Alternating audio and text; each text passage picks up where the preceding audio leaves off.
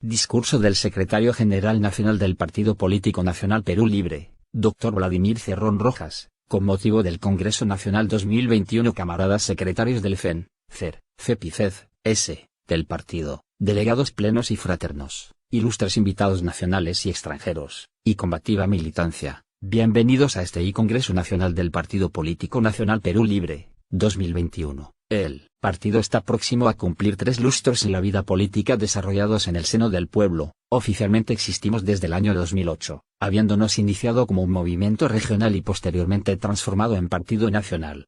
En este transcurso hemos participado en innumerables batallas extraelectorales y electorales.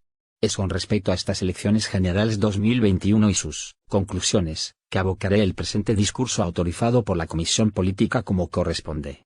El análisis amerita considerar muchos fenómenos históricos, ideológicos, políticos y programáticos, que han contribuido a lograr el objetivo estratégico permitiendo que el partido llegue al gobierno.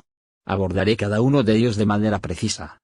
El indiscutible liderazgo del maestro Pedro Castillo Terrones, forjado a partir de la exitosa huelga magisterial del año 2017, marca un punto de quiebra en la lucha sindical nacional, puesto que, luego de arduas jornadas de luchas llegan a la conclusión de que este método no era suficiente para garantizar la victoria final por un sistema que reivindica a todos los entes involucrados en la educación de la patria.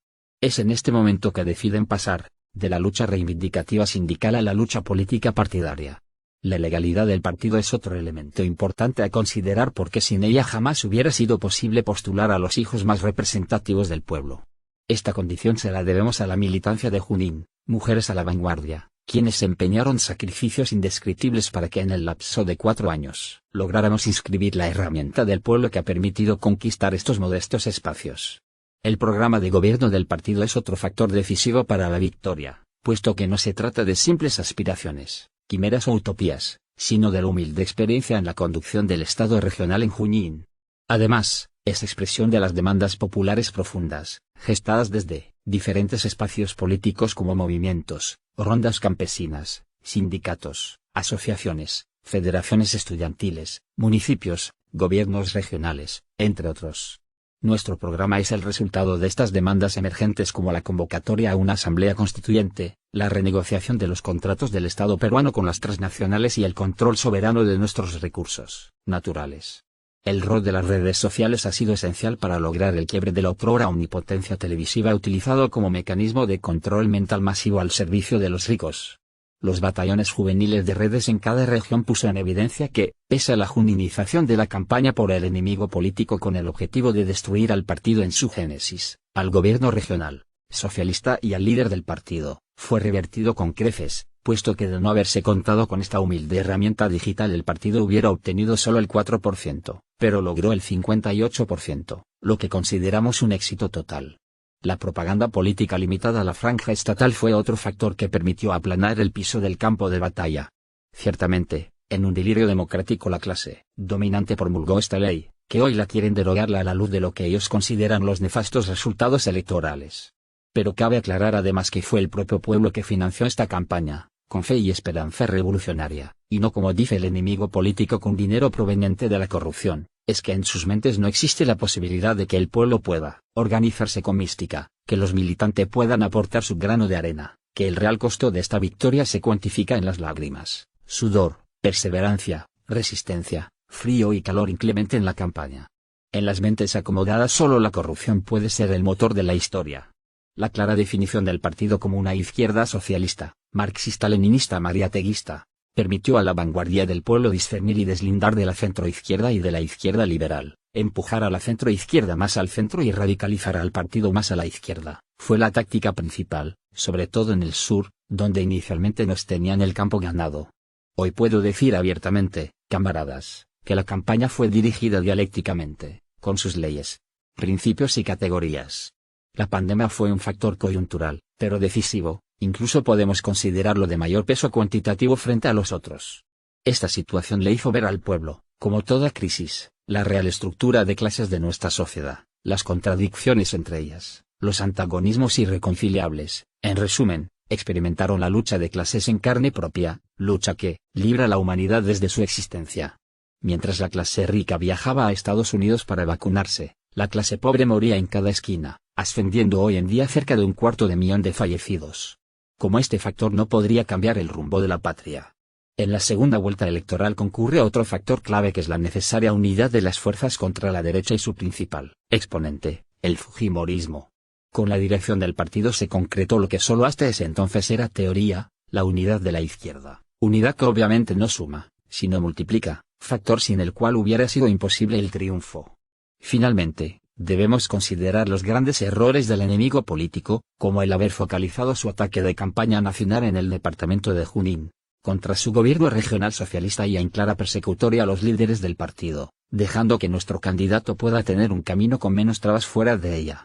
Otro gran error a considerar en su afán de lograr la hegemonía mediática, fue mostrarle al pueblo la soberbia de su poder económico, expresado en el control total de la gran prensa hablada, escrita y televisiva, quienes hablaron solo a su favor y contrariamente llevaban un mensaje agresivo, calumniador, difamador y abiertamente terruqueador contra nosotros, lo que generó un boomerang y los condujo a la repulsa popular. En el plano internacional debemos considerar que el éxito de haber recuperado el gobierno socialista en Bolivia fue neutralizado por dos factores, la pérdida de la propuesta socialista en Ecuador y la inmigración venezolana con claro mensaje y activismo anti-izquierda. Sin embargo, la amenaza de que Perú Libre ganara en la segunda vuelta movió el tablero geopolítico latinoamericano levantando de sus tumbas a viejos nobles para defender el statu quo neoliberal. Desde entonces, el enemigo político identificó sus principales objetivos estratégicos, como quebrar el binomio Castillo-Cerrón, separar al candidato del secretario general del partido y luego del propio partido en sí. Para ello emprendieron una brutal campaña de desprestigio que persiste hasta hoy por la prensa vocera del poder económico, financiero y empresarial del país, porque en realidad, saben que la presencia de Cerrón en el gobierno no debilita a Castillo, sino por el contrario, lo fortalece para lograr los objetivos prometidos al pueblo.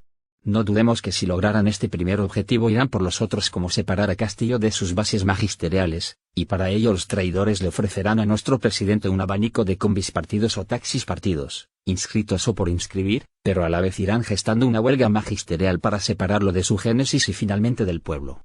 La historia nos enseña que un líder sin partido y sin pueblo es como un cuerpo sin alma, y va ineludiblemente al fracaso.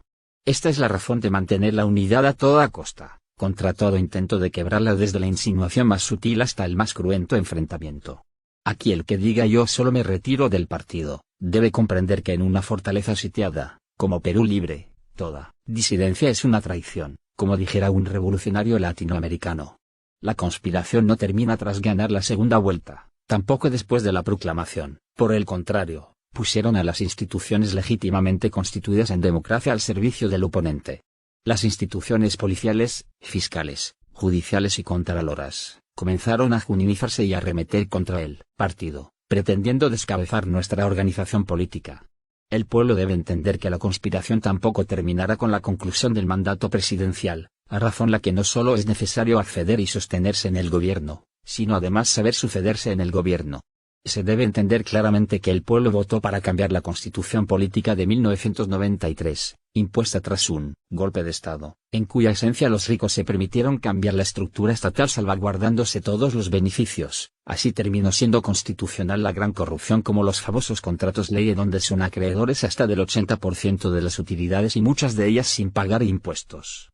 Se prometió revisar todos los contratos, incluyendo los contratos ley que tienen rango constitucional, blindados por el artículo 62, donde en el extremo de su alevosía le prohíbe al legislativo modificarla, salvo si hubiera un acuerdo entre ambos, acuerdo que no llegará espontáneamente.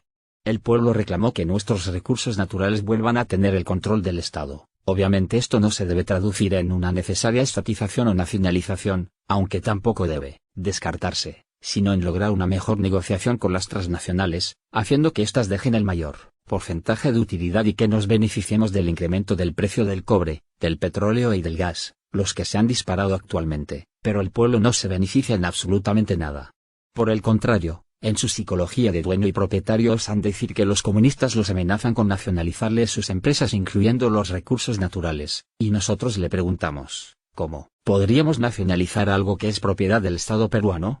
Pues simplemente estos señores son los que tienen la vocación de expropiarle al pueblo sus recursos naturales, como los expropiaron las empresas estatales. En este congreso cabe manifestar que el partido a la luz de la realidad mundial y dentro de los límites que permite el cambio, respeta la propiedad privada bien concebida, la empresa, sobre todo la nacional, el mercado, que es innegable su existencia, y finalmente las concesiones justas, razones del por qué hemos denominado economía popular con mercados a nuestra propuesta económica. El partido ha ganado el gobierno constitucional, cuyo liderazgo lo encabeza el maestro Pedro Castillo Terrones. Aquí es necesario establecer las tareas del partido y del gobierno, que, obviamente, no son las mismas, pero tampoco dejan de estar concatenadas. El gobierno hará las obras, mientras el partido creará la conciencia popular para sostenerlo. El gobierno lanzará la necesidad de un referéndum, el partido se desplazará para lograr las firmas. Si el gobierno es amenazado por las fuerzas opuestas al cambio, el partido organizará la defensa, y finalmente el gobierno pasa, el partido queda. Toda esta exposición podemos resumir en 3 puntos trascendentes. En primer lugar, es la primera vez que en el Perú la izquierda gana un proceso electoral nacional, no hay otro precedente, situación que a la derecha que nos gobierna hace 200 años no logra asimilar. Perú Libre ha marcado la pauta histórica. En segundo lugar, es la primera vez que un maestro rural alcanza la primera magistratura del Estado, generando una gran expectativa en el campo de la educación a la que no se puede fallar, pero también apertura una gran esperanza en las clases más necesitadas del Perú profundo, cantera inagotable de líderes populares. En tercer lugar, es la primera vez que un partido forjado en los Andes peruanos logra imponerse ante los partidos de la aristocracia capitalina, demostrando que en un mundo globalizado las capitales ya no son necesariamente el centro gravitacional de la política como en antaño. Esta vez el partido nació en Junín y el último campo de batalla fue Junín, por ello hablamos con todo derecho de la juninización de la campaña que aún no ha terminado. Debemos recordar siempre que el partido solo es el que acopia las demandas del pueblo, analiza las ideas, procesa la información, plantea y expone una solución razonada dentro de los límites de la objetividad y finalmente invita al pueblo a materializarla, conduciéndolo a la victoria. Todo esto puede resumirse en el legado de César Vallejo cuando proyectó revolucionariamente que toda voz genial nace del pueblo y va hacia él. ¡Viva el Partido Perú Libre! ¡Viva el Congreso Nacional! No más pobres en un país rico. Lima, 23 de julio de 2021. Vladimir Cerrón Rojas, secretario general nacional del